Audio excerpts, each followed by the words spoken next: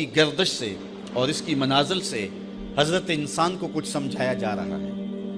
کہ جب تو پیدا ہوا تھا تو چاند کی طرح سارا زمانہ تیرا منہ دیکھنے آیا تھا،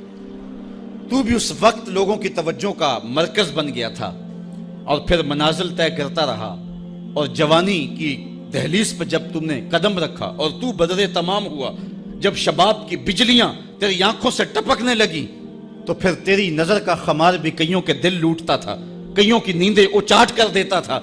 جس طرح چاند جب جوبن پہ ہو تو چکور کا دل لرزتا ہے اور سمندر میں جوار بھاٹا پیدا ہو جاتا ہے، لہریں اٹھتی ہیں، طوفان پیدا ہوتے ہیں، تو جب بندہ بھی جوانی کی دہلیز پہ ہوتا ہے تو وہ بھی طوفان اٹھاتا ہے، دلوں میں جوار بھاٹے پیدا ہوتے ہیں۔ تو وہ لمحے بھی آئے کہ تو نے دلوں کی بستیاں اور دلوں کی دنیا پر ہلچل پیدا کر کے رکھ دی۔ تیرا شباب لوگوں کی زندگیوں کے اندر گھلتا رہا اور کتنوں کی نیندیں اچاٹ ہوتی رہیں، تیری زلف کے شکن کتنوں کا قرار لوٹ کے لے گئے، لیکن پھر وہ لمحہ بھی آیا حتی آدھا کل ارجون القدیم، پھر بوڑھا ہو گیا، پھر تجھے کوئی دیکھنے بھی نہیں آتا، کوئی تجھ سے اداس بھی نہیں ہوتا، بچے بھی کترا کے گزر جاتے ہیں۔ کہا انسان ذرا چاند کی منزلوں کو دیکھ، یہی چاند کتنا پیارا تھا اور آج اسی چاند کو کوئی دیکھتا بھی نہیں ہے۔ بچہ جب پیدا ہوتا ہے تو اس کی مسکراہٹ دل کھینچتی ہے، اور جب بوڑھا مسکراتا ہے تو اس وقت جو ہے لوگوں کی توجہ نہیں ہوتی۔ بچے کی زبان جو ہے وہ اڑ اڑ کے جب بولتا ہے تو اس کی توتلی زبان کا حسن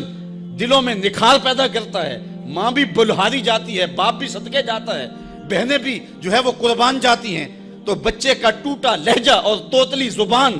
خوشیوں کی ایک لہر ہوتی ہے، لیکن جب بڑھاپے میں فالج کی وجہ سے زبان میں لکنت آ جائے،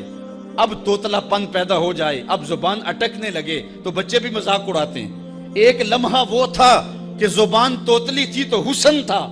آج لمحہ وہ گیا کہ حتی آدھا کل ارجون القدیم، کھجور کی ٹہنی سے جب پھل توڑ لیا جائے اب اس ٹہنی کو کون پوچھتا ہے؟ جب تک پھل آیا نہیں تھا وہ ٹہنی اچھی لگتی تھی، مالی سنبھال کے رکھتا تھا، جڑوں کو بھی پانی دیتا تھا اور خیال کرتا تھا کہ کوئی ایسا نقصان نہ ہو کہ یہ پودا جو ہے وہ مرجھا جائے۔ پھر جوبن پہ آیا اور جب کھجوریں لگیں تو اس نے پھر رسیاں بھی باندھی اور کھجوروں کو سنبھالنے کے لیے سب کچھ کیا۔